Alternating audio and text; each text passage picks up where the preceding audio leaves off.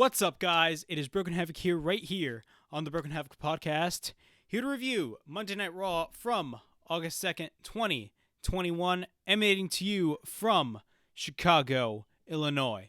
What are my overall thoughts on this show? I'm going to be 100% honest here. I mean, it's the same thing every freaking week. This show was absolutely horrible. This show is arguably the worst wrestling show right now, period. I mean, not only that, this show is emanating from Chicago, and the Chicago crowd is freaking crazy, especially at this period of time, considering the fact that we have AEW signing guys like Bryan Danielson and CM Punk. Not only that, almost selling out the United Center for AEW Rampage. So, there's a lot of stuff going on in the Chicago area, and WWE's not one of them. So, what are my thoughts on Monday Night Raw as a whole this week? This was not a good show at all. I was not really a big fan of the stuff that was going on in this show. We did have a rematch with Charlotte Flair, Nikki Cross, which I will say, it was not a bad match. I just hated the fact that, it was a rematch. Not only that, there was 50-50 booking involved twice on this show. I think there was 50-50 booking like 3 times on this show. Probably more. This is ridiculous. The amount of rematches that were on this show, I can't even believe WWE is back with a full crowd and still producing rematches. They don't care. They're getting guaranteed money. Not only that, they know that the fans are going to pay regardless. So they're going to be like, yeah, we don't give a crap. They're going to pay. They're going to give us. They're going to give us their money anyway. You know what I mean? Like that's WWE's mentality. But I guarantee, I do believe that one day it will bite them back in the ass. But let's start off with the show. I will say the crowd in Chicago was rampant. And what I mean by rampant is that they were chanting. There was a lot of CM Punk chants and there was a lot of "We Want Wyatt" chants. And not only that, there were a lot of piped-in crowd noise. If you guys didn't notice, I will explain later on how I noticed, or we all noticed, I should say, how WWE piped in all that crowd noise. So I'll explain that later on. But the show starts with the almighty WWE champion Bobby Lashley. He starts the show. MVP's on the microphone. He says, Chi-Town, welcome back to Monday Night Raw, and asks the crowd where they have been, and says everybody's excited to see Goldberg, and you know what happens? The crowd starts booing. So Chicago does not like Goldberg. So the crowd boos and says that he needs to address some things. He talks about Goldberg and then basically challenging Lashley, and says that Lashley has no response, and says that he didn't challenge any man. He challenged the Almighty. Not only that, he says that Goldberg is a gladiator. He steps into the Coliseum and crushes everyone, and says he says Lashley is larger than life and he's an unstoppable monster. And then the crowd has Goldberg chants, which I will say some parts of the crowd, some people in the crowd were chanting Goldberg. I will say that, but I do believe the majority of this was literally piped in, especially when Goldberg came out, and I'll explain that now. So Goldberg comes out, his music hits. He takes a while to come out. I don't know why. But he comes out, and basically Goldberg states they need to get something straight. Says Lashley should be worried that he's going to lose the WWE title. He says that he is scared, he looks scared, and he is a high-level athlete. He is a gladiator, and asks if he is up for the challenge. So, by this point, while he's cutting this promo straight at Bobby Lashley's face, you hear the crowd chanting "We Want Wyatt," and you see WWE desperately trying to pipe down that noise and basically just replace it with normal crowd noise. It goes to show you that the Chicago crowd is not stupid, and they know about the whole Wyatt situation and the fact that WWE released Bray Wyatt. So, it goes to show you that the fans are not stupid. So basically he says that if he is 35, 45, or 135, Goldberg will always be Goldberg, and says he will live by the spear. Lashley will die by the spear. That's why he is Goldberg, and says that he is next at SummerSlam. Then all of a sudden Goldberg leaves, and then Lashley goes at Goldberg's son, which I didn't realize that was Goldberg's son. Of course, that's his son, Gage, which I didn't realize. The last time we saw him was like 4 years ago. And then, so all of a sudden, MVP basically goes at him, telling Gage he's going to end his career. And then all of a sudden, Goldberg immediately spears MVP out of nowhere. And they both leave. What are my thoughts on this opening segment? First off, I don't want to see this match at SummerSlam. Come on. The match that everybody wanted to see was Brock Lesnar versus Bobby Lashley. And then WWE is basically doing everything completely backwards, and we're getting Goldberg versus Bobby Lashley. We all know that match is going to last like 10 minutes. Goldberg's best match in the WWE was his match with Brock Lesnar at WrestleMania 33. And I feel like, with Lashley, he's only going to have like maybe 3 minutes in this match. Goldberg's matches never last long at all.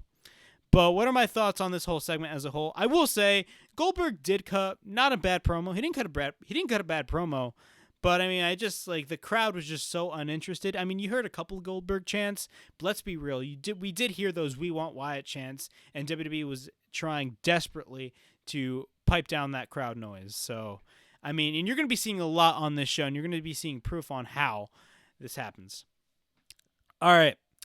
We got Veer and Shanky versus Drew McIntyre.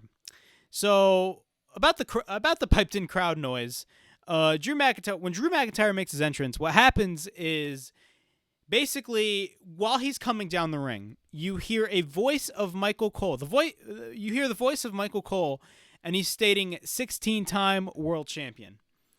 And you hear that, and I'm like, why do I hear Michael Cole on commentary? Even if he's not part of Raw, he's part of SmackDown. So you hear that, and you're like, wait a minute. They're piping in crowd noise from other shows. It's either Ric Flair or John Cena that he's talking about. So it goes to show you right there that WWE is piping in crowd noise from other shows. And it's most likely Thunderdome shows. Let's be 100% honest here. But, I mean, what are my thoughts on that? I feel like it's really stupid, because it basically takes the fun away. I mean, the fans in Chicago don't care. I mean, they don't notice it, but the viewer watching on television, it's insulting the viewer's intelligence. And I don't think that's the right thing to do. That's just my opinion. But, I mean, it's WWE for you. They don't give a shit what we think. But, yeah. So that's what happens when Drew McIntyre comes out, and we continuously have a lot of piped-in crowd noise. So the match starts. Veer and McIntyre start.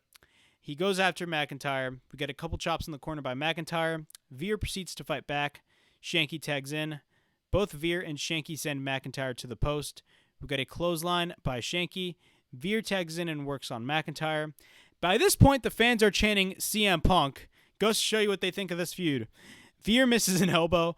McIntyre works on Veer. We get a belly-to-belly suplex. Then a neck breaker by McIntyre. A right hand on Shanky.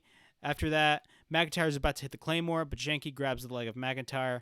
Mahal comes in and basically causes a DQ by hitting McIntyre with the friggin' chair. So after that, Mahal, Veer, and Shanky have chairs. McIntyre all of a sudden grabs a sword. Do you honestly think he's going to friggin' stab Shanky and Veer and Mahal? I mean, no. So Jinder's about to hit McIntyre with the chair, but all of a sudden the chair hits the freaking sword, and then Shanky goes after McIntyre, but then McIntyre takes Shanky out. And then McIntyre stares at Shanky, and Shanky retreats. And McIntyre tricks Shanky by almost hitting him with the sword, but does not. And Shanky basically retreats. What are my thoughts on this whole match as a whole? First off, nobody cares about this feud at all. I don't think that we want to see a feud between two former 3MB members, or AKA two former jobbers. Not only that, I mean, the fact that this match, I did state that, that nobody cares about this match, but if you want to get people interested, I mean, I don't understand the fact that you have to cause a DQ. If you want to have people interested, at least don't cause a DQ, but no, you have to cause a DQ all the time. That's typical WWE booking, but I mean, it's WWE. What can you expect by these people? They don't care what you think. Oh yeah, and by the way, I forgot to mention that this show was REMATCHAMANIA. REMATCHAMANIA was at its finest in this show. So Jinder, Veer, and Shanky instantly leave, and basically the camera follows them, like Maury. It's just the other way around.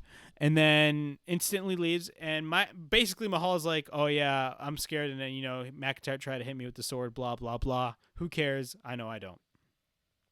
So then all of a sudden, we instantly go to a segment with Nia Jax. Says that if we were shocked of what we saw, just wait till we see what Nia Jax will do to Rhea Ripley. I am not excited to see that at all. I thought that segment was completely cringe. Man, you guys are in Chicago and you're doing all these cringeworthy segments. Like, bruh, come on, man. Like, WWE's really stupid. I'm going to be 100% honest here. All right. We get a backstage interview with Drew McIntyre after, he basically threatened Mahal Sheeran Vanky with the sword. He says that he did not finish the job and says Chicago is bloodthirsty for him to finish the job. He says that he loves Mahal and basically he loves the fact that Mahal gets to leave all the time and says that he can leave him with nightmares. Okay, great. I don't care at all. Nia Jax versus Rhea Ripley. Another match that, I wasn't really invested in. I was just not really invested in it. Actually, Nia Jax actually got color in this match, but I believe it was a botch. I don't think it was intentional. Like I don't think it was planned, but I don't know. But the match starts. Both lock up. We get a double boot by Nia. We get a slap on Nia. Nia no sells. Then Nia begins to take control. She sends Rhea into the corner. Nia sends Rhea headfirst into the ring post. She tries to go for the riptide, that being Rhea Ripley, but Nia hits an elbow. Nia misses and runs to the post. After that, Rhea cannonballs on Shayna instead of Nia. And then all of a sudden, Nia Jax grabs Rhea Ripley and hits a Samoan drop onto the barricade. Then, back from commercial break, Nia has Rhea up. Rhea escapes. We get a springboard Hurricane Rana by Rhea on Nia Jax. Nia, after that, is in the corner and takes Rhea to the top of the apron. And then Rhea goes to the top. We get a missile dropkick by Rhea Ripley. Nia then picks up Rhea. Nia misses a leg drop and lands on the mat. We get a leg drop by Nia. Nia is busted open at this point. And then Rhea Ripley tries to hit the Riptide. But then all of a sudden, Shayna with the distraction, but Nia gets rolled up and Rhea Ripley wins the match. My bad. I keep botching her name. I don't know why. It's Rhea Ripley. My bad. I keep forgetting that. I don't keep forgetting that. My bad. I'm just saying my words are kind of off today. They're always off all the time. I don't know why. But then all of a sudden, Shayna Baszler and Nia Jax are all of a sudden arguing, and then Nia Jax walks away. Let's hope this is the end of the tag team of Nia Jax and Shayna Baszler, because 100% I do not care about them. I do not care about the tag team. I don't care about, their storylines at all. I want Shayna Baszler to be a single star. That's it. I want her to be a single star, period. All right. I stated earlier that REMATCHAMANIA was at its finest, and this is a pure example. We got Mansoor and Mustafa Ali versus Mace and T-Bar. We've seen this match last week. Yes, and we saw Mansoor pin, I believe it was T-Bar. I don't even remember. T-Bar and Mace. It goes to show you how uninteresting this show is. I don't even remember. But Mustafa Ali and Mansoor did go over in that match last week, which I will say, Mansoor and Ali have really good tag team chemistry, but, in my opinion, I just don't like the story behind it. I don't like the story of Mansoor being this new wrestler that wants to get tips from other wrestlers. Like, those types of storylines never work because of the fact that it makes the wrestler look extremely stupid. If he's there, like, asking other wrestlers for advice on television, why are they on television? Like, it makes absolutely no sense, but, those are the types of storylines that WWE does. All right. I will say though, I did state that the Chicago crowd was crazy when it came to those "We Want Wyatt" chants and CM Punk chants. But of course, Mustafa Ali, Chicago is his hometown, and Ali is over with the crowd, of course, because it is his hometown. So Mason Mansoor start. T-Bar tags in. T-Bar drives Ali with the clothesline on the outside. We get an elbow drop from the top by T-Bar on Mansoor. We get a cover NJ near fall. Ali tags in. We get a drop kick on Mace. Begins to work on T-Bar.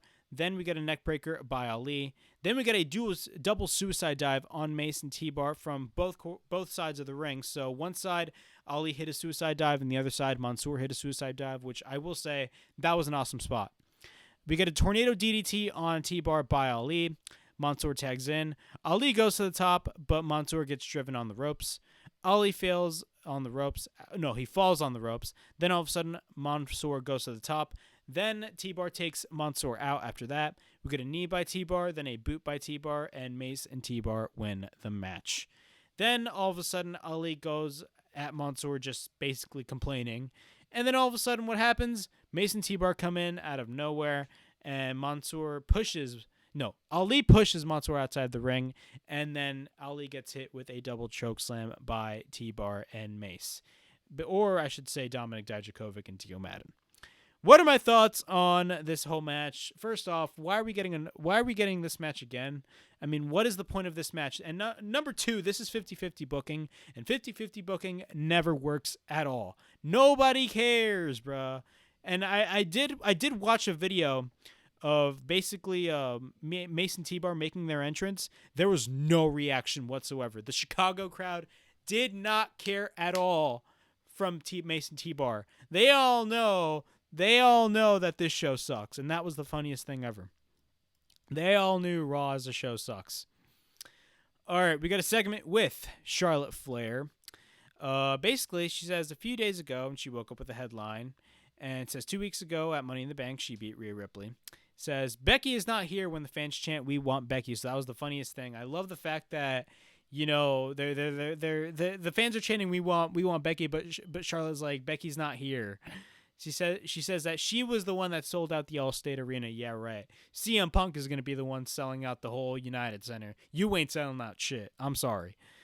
Talks about losing the title from the Money in the Bank cash-in.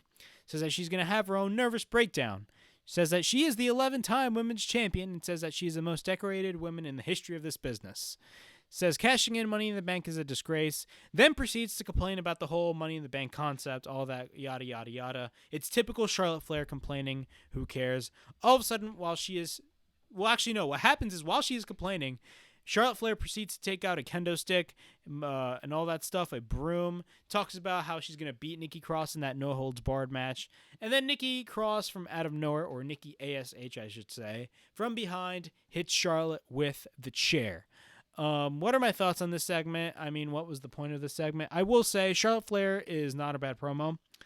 I just don't like the fact that, we have to have this every week with Charlotte Flair. I mean, I feel like I did say Charlotte Flair is a good promo. The problem is that she's overexposed a lot, and they're just giving her title reigns that she doesn't deserve, in my opinion.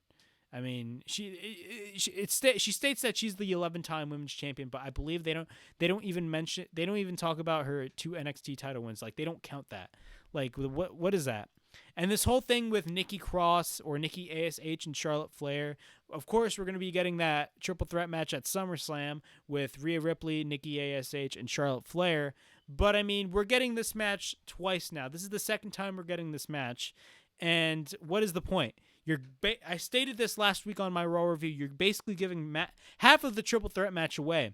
I guarantee you, on the road to SummerSlam, we're going to be getting a couple matches with Nikki A.S.H and Rhea Ripley. And then they're going to be basically giving us the whole match in the span of a couple weeks. Eva Marie and Doudrop and Gorilla. Do I care? No. Talks about the injury of Natalya and talks about Lily Lucian, and Eva just basically runs down Lily Lucian in the most overscripted promo you could possibly hear. What are my thoughts? I don't care. So then we got Tamina versus Doudrop. What are my thoughts on this match? I did not care at all. The crowd was flat out dead. They did not care about this match whatsoever. Everybody knows the only reason that they put Doudrop in the ring and Eva Marie did not wrestle on this specific show is because they know Chicago will basically chant Eva Marie can't wrestle, or she can't wrestle, or you can't wrestle, I should say. Like that, I feel like that's the only reason they booked Tamina versus Doudrop instead of Tamina versus Eva Marie. Because like Eva Marie, Eva Marie cannot wrestle at all. And they're playing that out on television, of course, but like in real life, like she cannot wrestle at all. And a lot of fans are pissed off because of the fact that, WWE released Bray Wyatt, but still keep Eva Marie employed. Yeah, that's kind of messed up if you ask me. But the match with Tamina and Doudrop start, both lock up. We got a shoulder tackle by Tamina. We got a clothesline in the corner by Tamina after that. A hip attack by Tamina in the corner. Eva with the distraction. Then Doudrop sends Tamina onto the ring post. We get an elbow drop by Doudrop. We get a cover and a near fall. Doudrop hits a senton after that. We get a cover and a near fall. We get a boot by Tamina in the corner on Doudrop. Both after that exchange shots. We get a takedown by Tamina. Tamina hits a Samoan drop.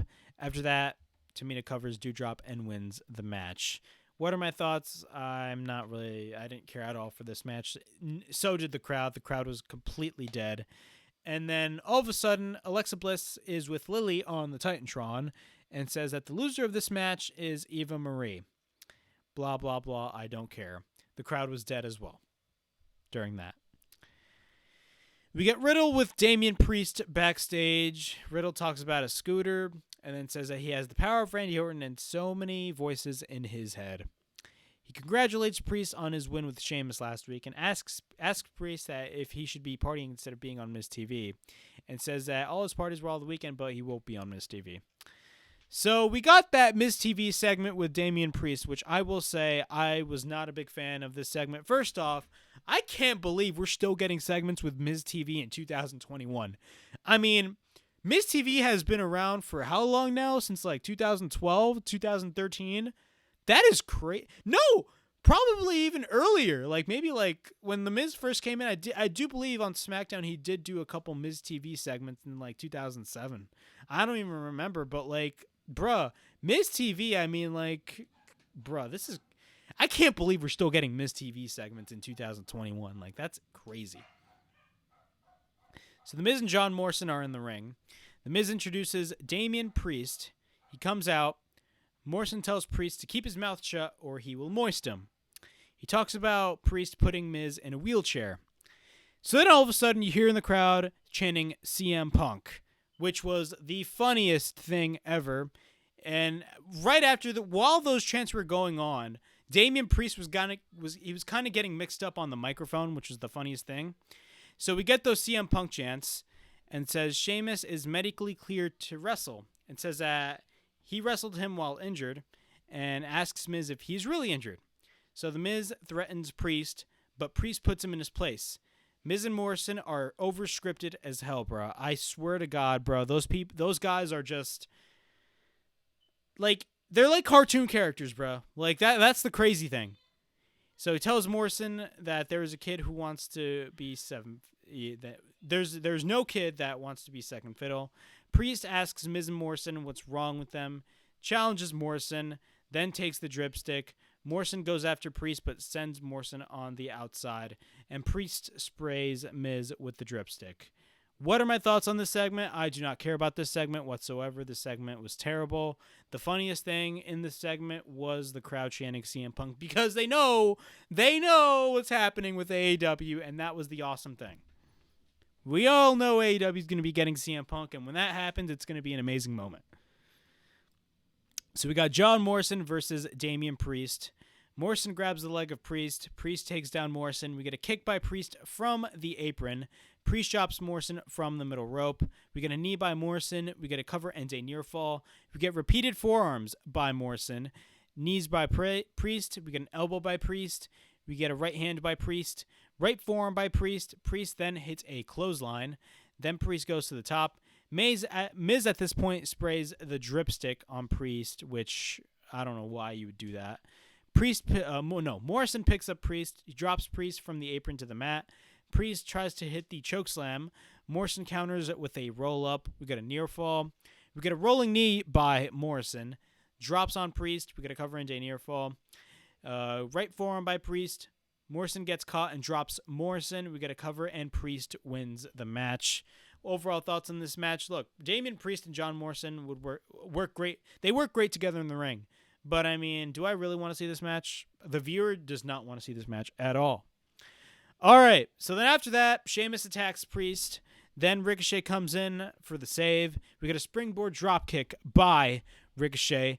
Priest then chokeslam Sheamus. And then we go to commercial break.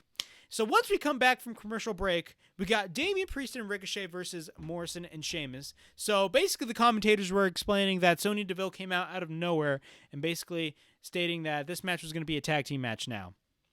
So you know what the messed up part of it was? If if this was legitimate, like if there was no kayfabe whatsoever, and this was like real, like it would have been messed up for Damian Priest because that means he has to wrestle twice. That makes absolutely no sense. And this is the company that wants to be extremely sports centric, but let's be 100% honest. They want to be sports centric in a completely different manner by bringing in commentators that really don't know anything about wrestling, but the product itself is pure garbage. This is one reason why, bro. You have Damian Priest wrestling twice on one night. Why do you do that? Only do that when there's like a really good story behind it. There's absolutely no story whatsoever. Like, this makes absolutely no sense. This is really stupid. So the match starts. We get a springboard crossbody by Ricochet. We got a running kick by Ricochet. He takes out Morrison. Then Ricochet hits a springboard moonsault. Then Miz sprays the dripstick on the floor. Then Morrison slides Ricochet on the floor all the way to the steel steps. We got a cover and a near fall. Sheamus tags in. We get a right hand by Sheamus. Ricochet fights back with a couple elbows. Then we get a right and enziguri by Ricochet. After that, we get a German suplex by Ricochet. Priest tags in, works on both Morrison and Sheamus. Kick by Morrison. Priest hits a backbreaker on Morrison after that. We get a choke slam by Priest. We get a cover, but Sheamus interferes. Then after that, Priest takes out Sheamus. Ricochet with the moonsault on Sheamus on the outside. After that, Morrison applies an inside cradle, and then we get a near fall. Then, all of a sudden, Priest hits the Reckoning on Morrison. Damian Priest and Ricochet win the match. What are my thoughts on this match? This match did not need to happen whatsoever. Again, if this was legitimate, it would have been extremely messed up for Damian Priest to wrestle twice. Only do that for storyline purposes only. Now, people would say, oh, this is a storyline. But I'm talking about a storyline that has actual story built into it. This storyline has absolutely no storyline built into it at all. They're just thrown together in a random feud that nobody cares about. We get a backstage interview with Lashley. He accepts Goldberg's challenge, and basically it's official. So we got Goldberg versus Bobby Lashley happening at SummerSlam. Nobody wants to see that match at all. We all know Lashley's going to be going over. And not only that, let's be 100% honest, the only match that everybody's excited to see is Roman Reigns versus John Cena. And I would say to an extent Sasha Banks versus Bianca Belair, because I actually really want to see that match again. Look, the SmackDown side of things is much better than the Raw side of things. The Raw matches that are happening at SummerSlam, nobody cares about. Everybody cares about the stuff that's happening on SmackDown because SmackDown's the better show. All right. We get Matt Riddle, or Riddle, I should say, my apologies, versus Omos, one half of the Raw Tag Team Champions, along with AJ Styles. Omos is in Gorilla and says that Riddle Scooter comes first, and then Riddle Spine comes next. Your typical giant. Riddle goes after Omos with a sleeper hold. Omos drops Riddle, takes Riddle to the corner. Then the match starts. So we got a right forearm by Riddle. We got multiple forearms by Riddle in the corner. Omos takes Riddle and takes him to the outside of the ring. Throws Riddle to the timekeeper's area after that. And then the referee's counting. Riddle comes back at the count of 9. Omos runs the ropes and takes out Riddle outside the ring apron. No, the ring again, my bad. Riddle with a flying knee. We get a springboard knee on Omos by Riddle. After that, Omos then clotheslines Riddle. Then Omos drops Riddle to the mat and a cover, and Omos wins the match. Great. I guarantee you we're going to be getting a rematch with Omos and Riddle next week.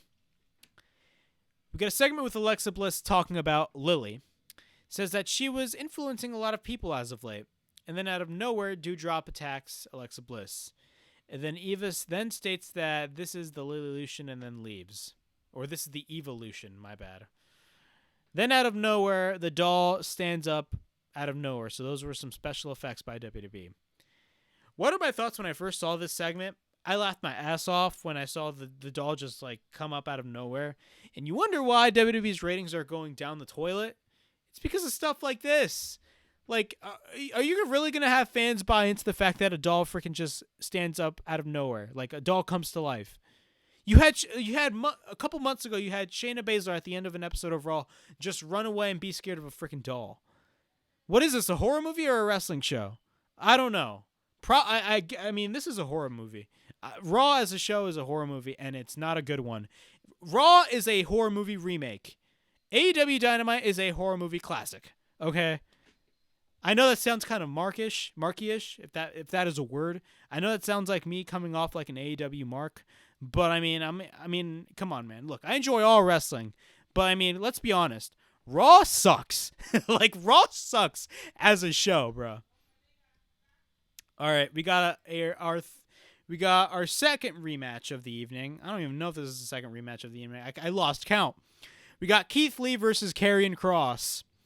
Yes, we got Keith Lee versus Karrian Kross again. Of course, we saw Karrian Kross beat Keith Lee last week. And of course, 2 weeks ago, Karrian Kross lost to Jeff Hardy in 2 minutes on his debut.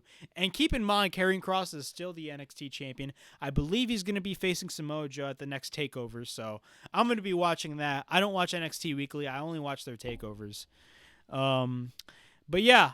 The match starts. Both lock up. Lee tries to go for the double chop, but Kross goes for the repeated kicks.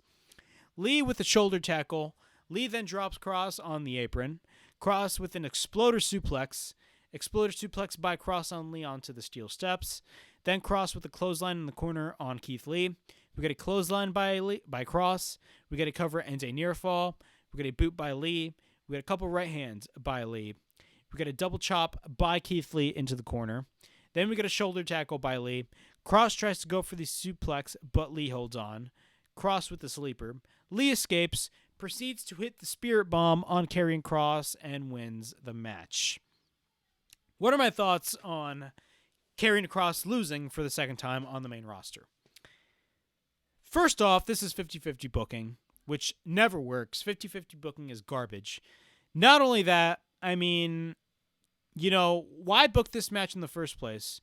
I mean, this is a lose-lose situation. Keith Lee lost last week on Raw by tapping out. You had Keith Lee tap out. Who in their right mind thought that that was a good booking decision? Not only that, you had Keith Lee out of nowhere hit the Spirit Bomb on Karrian Kross. And keep in mind, Karrian Kross is the NXT champion. If anything, Keith Lee should be the one to take the NXT champion from Karrian Kross for all I care. Because he pinned the NXT champion on the main roster.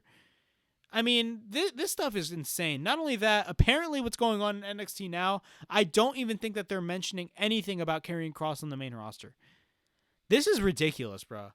And it goes to show you what WWE thinks of NXT. Look, that's a pure reason as to why I do not watch NXT as a show. Because you call up all these wrestlers that you like you call them up to the main roster, and all of a sudden they get buried, and they don't care. Vince McMahon, it's so crazy how Vince McMahon is funding. WWE as a company is funding NXT, yet booking decisions like this happen. What is the point of an NXT? NXT shouldn't even exist if we get booking decisions like this. This makes absolutely no sense. You know what I mean? This is really stupid. Whatever, though. All right. We got a backstage interview with Rhea Ripley. Says that her match with Nia was brutal and says that, it's nowhere near as brutal as the No Holds Barred match. She says that she will be watching and she hopes that Nikki beats the living hell out of Charlotte. Says it does not change the fact that she will walk out the Raw Women's Champion at SummerSlam. Great. All right. So we get a 24/7 championship match. So this is a routine on both Raw and SmackDown. Reggie versus Akira Tozawa.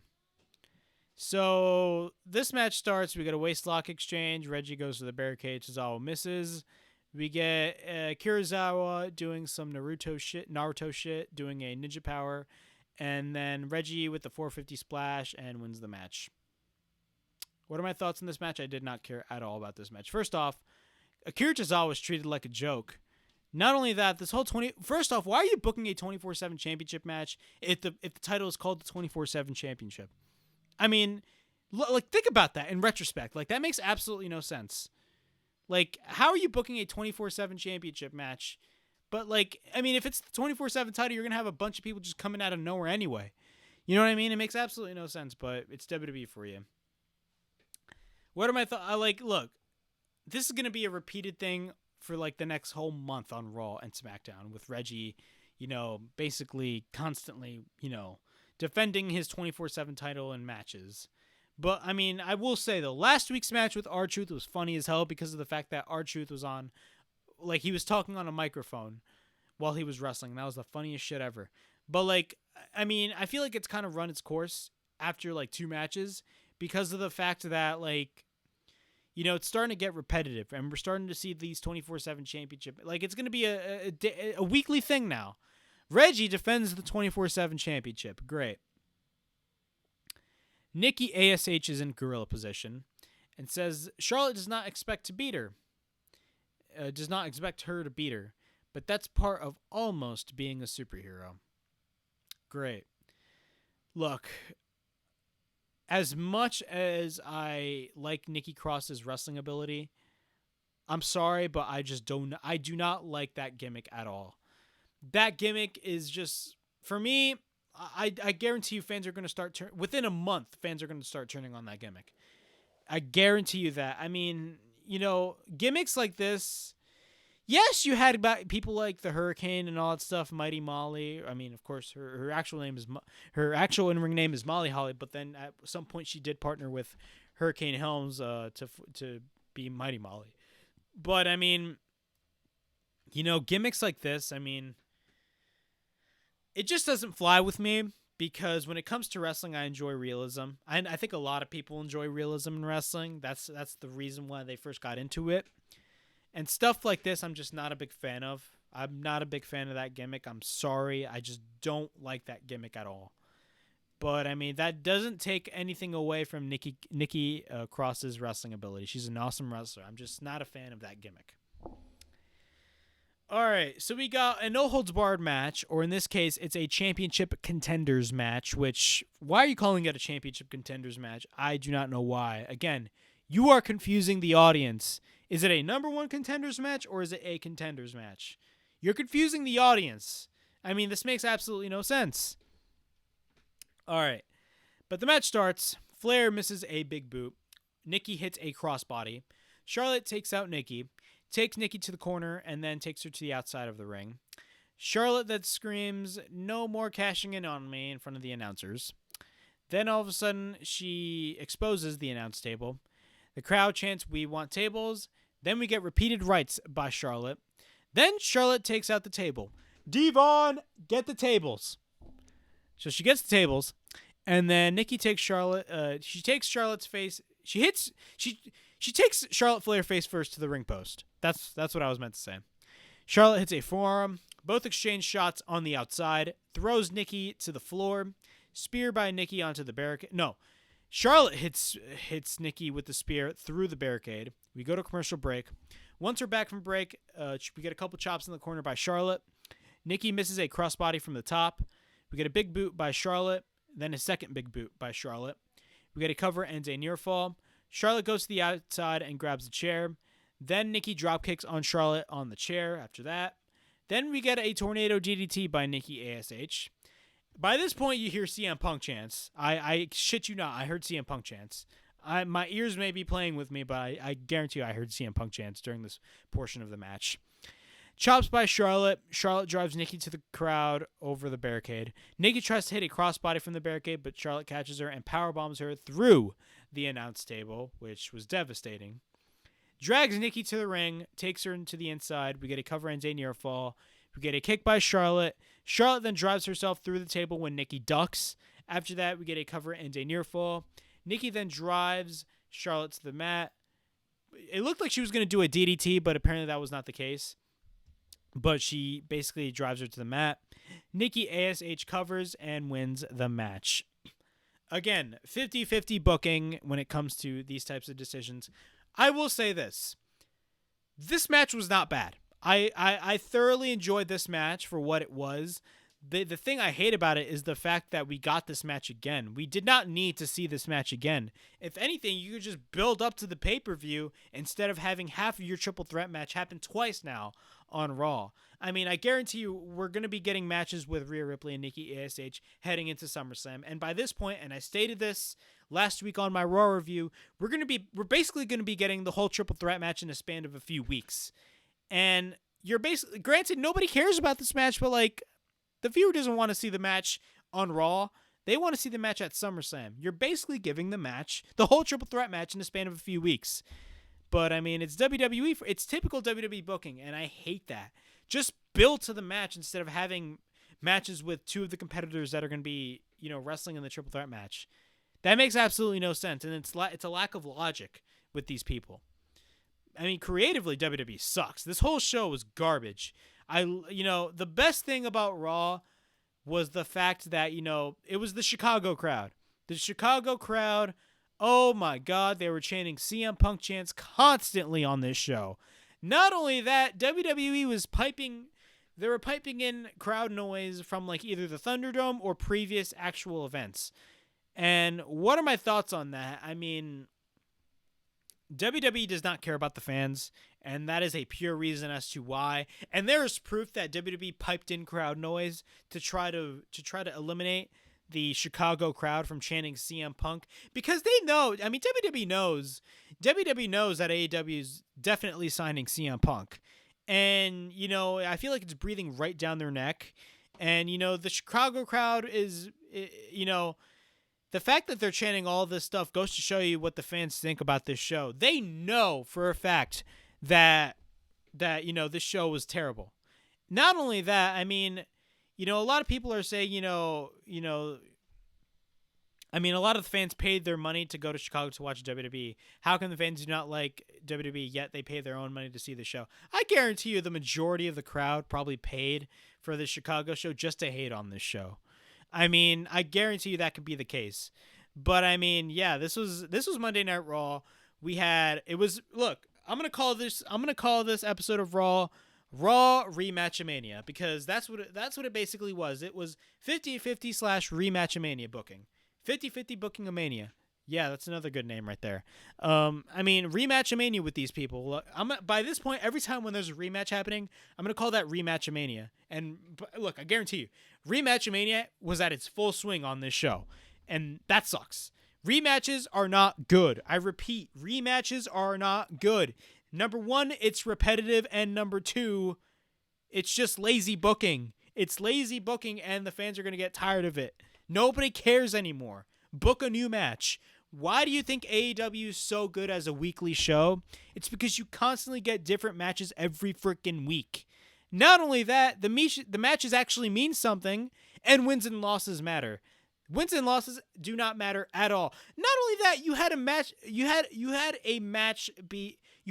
them book a match during commercial break. You had one match with Damian Priest and John Morrison. After the match ends, you had a brawl break loose. We go to commercial break, and then all of a sudden there's a tag team match booked out of nowhere. Like this type of booking is ridiculous. But I mean, it is what it is. That was my Raw review, guys. What are my thoughts on Raw? This was a terrible show. The Chicago crowd, of course, was rampant on this show. They were chanting CM Punk, everything. They were basically hijacking the show. But it is what it is. What are my thoughts on the show? The show is pretty terrible. But yeah, that was Raw from August 2nd, 2021 from Chicago and Illinois. Please like, subscribe, comment down below, push that bell for notifications. Not only that, follow me on social media on Instagram and Twitter, and subscribe for more content. And this is Broken Havoc from the Broken Havoc podcast, signing out.